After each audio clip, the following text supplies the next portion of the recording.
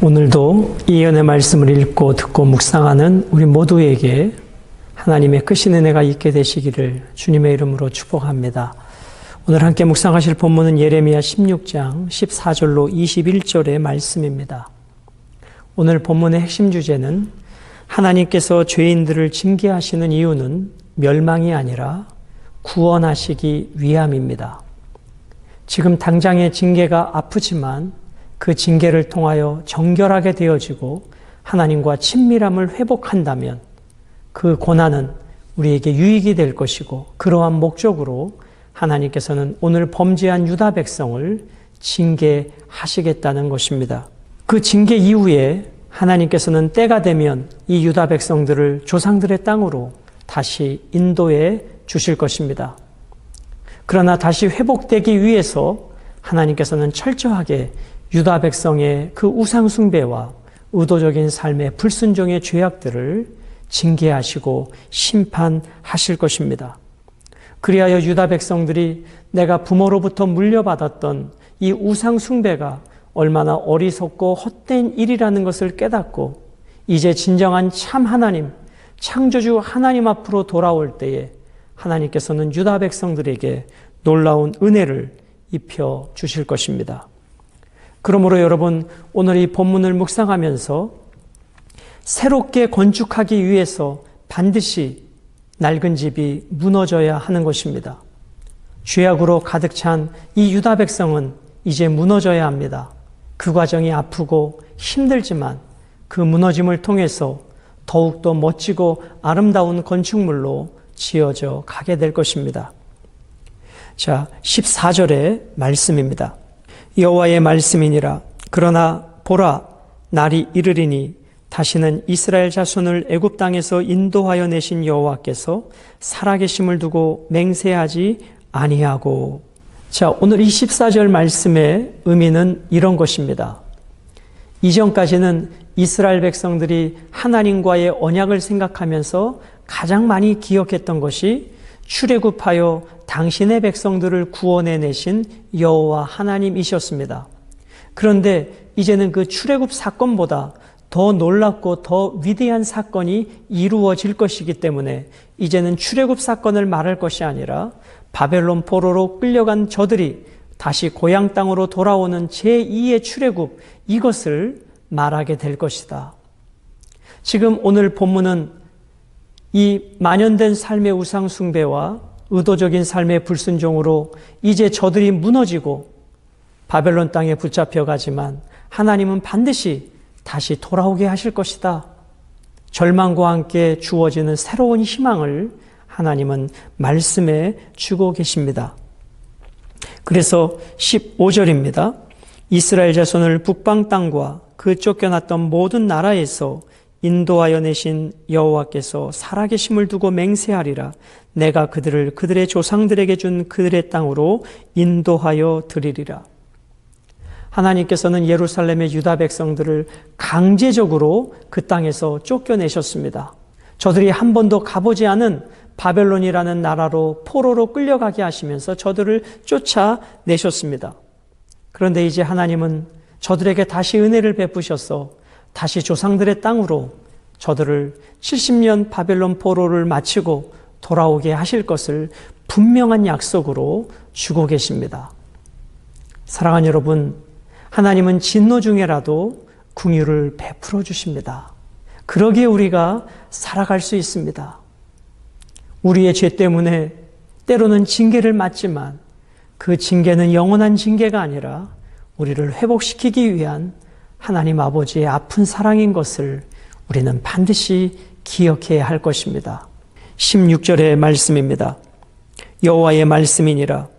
보라, 내가 많은 어부를 불러다가 그들을 낫게 하며 그 후에 많은 포수를 불러다가 그들을 모든 산과 모든 언덕과 바위 틈에서 사냥하게 하리니. 다시 심판의 광경을 말씀하십니다. 하나님께서는 바벨론이라고 하는 어부를 통해서 유다 백성들을 물고기로 비유로 말씀하시면서 저들을 낫게 하실 것이다. 그리고 또 바벨론을 포수로 말씀하시면서 모든 산과 모든 언덕과 바위 틈에서 유다 백성을 사냥하게 할 것이다. 즉 하나님의 철저하고 완전한 심판에 대하여 말씀해 주십니다. 그렇습니다. 아무리 하나님이 사랑이 있으셔도 하나님은 범죄한 이 유다 백성들을 사랑으로만 끌고 가실 수 없는 것입니다. 그 사랑의 모습이 때로는 징계로, 때로는 심판으로 나타나기도 한다는 것이죠. 그러므로 우리는 하나님께서 죄악을 얼마나 싫어하시는지, 특별히 우상 숭배와 우도적인 삶의 불순종을 얼마나 싫어하시는지 오늘 본문을 통해서 그 아버지의 마음을 우리는 뼈저리게 느껴야 할 것입니다. 17절, 이는 내 눈이 그들의 행위를 살펴보므로 그들이 내 얼굴 앞에서 숨기지 못하며 그들의 죄악이 내 목전에서 숨겨지지 못함이라. 우리의 모든 것을 아시는 하나님, 우리의 앉고 일어섬을 아시며 내 인생의 앞마당과 남이 보지 않는 뒷마당에서 벌어지는 모든 일까지도 아시는 아버지, 한순간도 우리를 향해서 시선을 떼지 않으시는 아버지께서 우리의 삶을 살펴보실 때 날마다 내 속에 감추어진 죄가 있지는 않은지, 고백하지 않은 죄가 있지는 않은지 날마다 우리 자신을 돌아보고 회개하는 삶을 통해 우리는 주님과 우리 사이에 막힌 담이 없는 그런 친밀한 삶을 살아가야 할 것입니다. 18절입니다. 내가 우선 그들의 악과 죄를 배나 갚을 것은, 그들의 악과 죄를 하나님은 배로 갚아주시겠다. 무엇보다 앞서서요, 바벨론 포로에서 70년 만에 돌아오기 하시기 전에 그것이 우선의 의미입니다. 내가 우선 포로에서 다시 고향 땅으로 돌아오게 하기 이전에 먼저 하나님은 배나 그들의 죄악을 심판하시겠다 말씀하십니다. 하나님께서는 먼저 이스라엘의 죄에 대한 심판을 철저히 행하실 것입니다. 그 뒤에 하나님은 징계 이후에 다시 은혜를 베푸셔서 고향 땅으로 돌아오게 하실 거라는 의미인 것이죠. 하나님께서 이렇게 악과 죄에 대하여 배나 갚으시는 목적이, 이유가 무엇입니까? 그것은 그 미운 물건의 시체로 내 땅을 더럽히며 그들의 가증한 것으로 내 기업에 가득하게 하였습니다. 우리 줄을 한번 그어볼까요? 미운 물건의 시체, 가증한 것, 이것이 무엇입니까? 이것이 바알과 아세라 우상이었습니다. 하나님께서 주신 유다의 그 약속의 땅, 젖과 꿀이 흐르는 그 아름다운 땅을 유다 백성들은 바알과 아세라 우상으로 덧칠해 버렸습니다. 하나님의 마음을 너무나도 아프게 하였던 것입니다. 하나님의 기업인 그 아름다운 땅에 온통 우상으로 가득 만들어 버렸다는 것입니다. 19절입니다.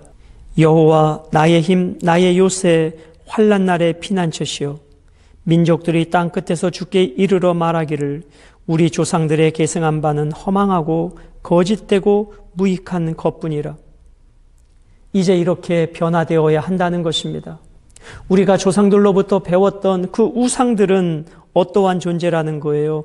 허망하고 거짓되고 무익한 것임을 이 70년 바벨론 포로 생활을 통해서 깨달아야 된다는 것입니다. 그것이 진정한 회개입니다. 단지 매한대를 덜 맞기 위해서 입술의 회개가 아니라 진짜 우리의 삶이 어디서부터 잘못되었는지, 우리가 어디에서부터 무너졌는지 철저하게 깨닫고 그때 다시 돌아와야 한다는 것입니다. 20절, 사람이 어찌 신 아닌 것을 자기의 신으로 삼겠나이까 하리이다. 이것이 변화된 유다 백성들의 모습일 것이라는 것이죠. 온통 아름다운 산마다 나무마다 바알과 아세라를 만들어 놓고 우상 숭배에 만연되었던 유다 백성들이 이제 하나님의 70년 바벨론 징계를 통해서 우리가 얼마나 잘못된 삶인가를 철저히 마음으로부터 깨닫게 될 것이라는 것입니다.